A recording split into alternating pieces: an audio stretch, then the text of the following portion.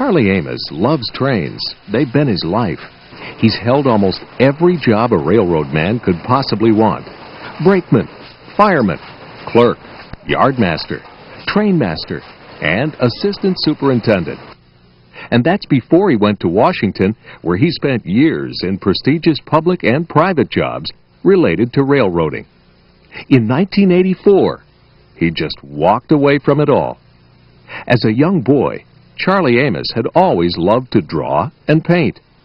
He used to take the commuter train back and forth to art school, where he refined his natural talents. These engineers took a liking to this little kid who was so crazy about engines and trains that they started inviting me to ride in the engine with them from Baltimore to Lutherville after the conclusion of art school.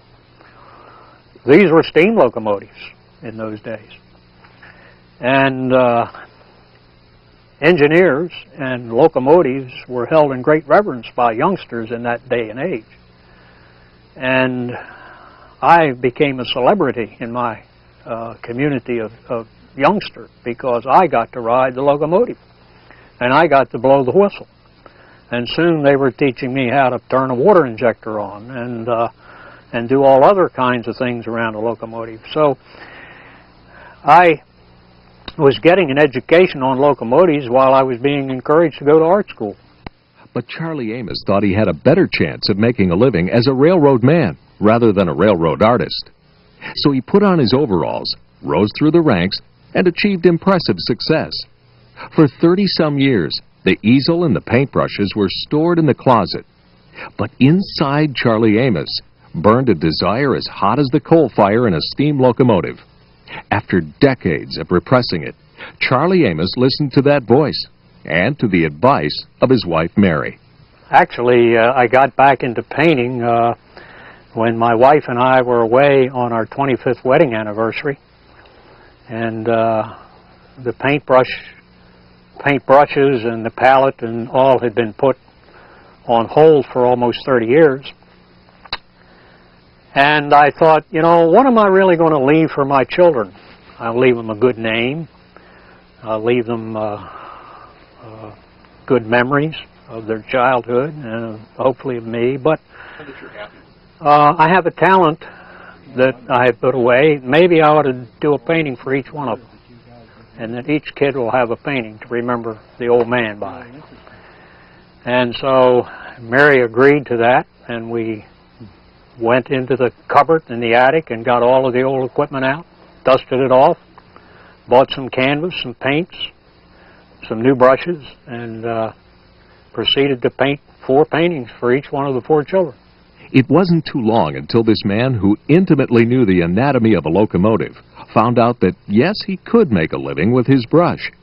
So he paints his favorite subjects. He still rides in the cab on an occasional basis. It's in his blood. He knows why they run, how they run, where they run. He's fed the fire and balanced the books. There are times when I think of painting that I'm putting a part of me into something that is of lasting value, something that other people like and enjoy, that I can in turn have an effect upon other people, not only now but after I'm gone. And hopefully the works that I produce will affect other people that will contribute to the arts and to society in general. Sometimes when I get really wound up in a painting, I will perspire profusely, even though it's not hot. And you become part of the painting. One of the most difficult parts is to part with the painting after you're finished with it, because you're giving up part of yourself. If you're going to be doing a little skiing out west, you'll be happy to know that the railway also offers some winter trips through the gorgeous snow-covered mountains. Thanks again for being with us. We hope you've enjoyed the show. Join us next time for more Tracks Ahead. Tracks Ahead has been made possible by the Channel 10 and 36 Friends and by grants from Kalmbach Publishing Company, publishers of Model Railroader and other hobby magazines and books. By the Museum of Science and Industry, Chicago.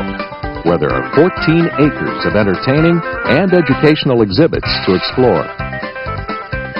And by William K. Walters Incorporated, a manufacturer and distributor of model railroad products, catalogs, and supplies, serving hobbyists and dealers worldwide since 1932.